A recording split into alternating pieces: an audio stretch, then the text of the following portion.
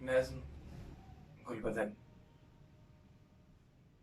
गुलबदन, इस ठिठुरती हुई आग में, बर्फ चंदा की गोदी में सोती हुई रात में, तेरी जुल्फों के साए जो अंधी घटाओं को राहें दिखाते घने हो गए। तेरी आंखें अगर रोशनी की तलब में जमीन से कहीं दूर मरते भिखारी सितारों पे फोकस करें, तो वो जश्न तुलुए सहर की मनादी करा दे।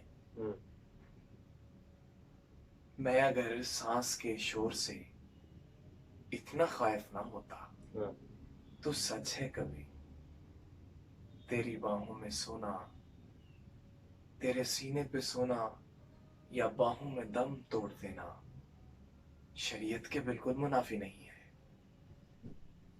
तेरी गालों से टकरा के आती हुई रोशनी मेरे होठों पे आंखों से ज्यादा बड़ी है। तेरी गालों से टकरा के आती हुई रोशनी मेरे होठों पे आंखों से ज्यादा बड़ी है। तेरे होठों पे खुश्की का जमना बहरहाल अपनी ही गफलत कहूंगा। गुलबदन, राह दे उन सवालों को जो राह दे उन सवालों को जो तेरे कानों के पर्दे हटाकर कहीं झांक लेने की ख्वाहिश में अब तक मुकम्मल नहीं हो सके।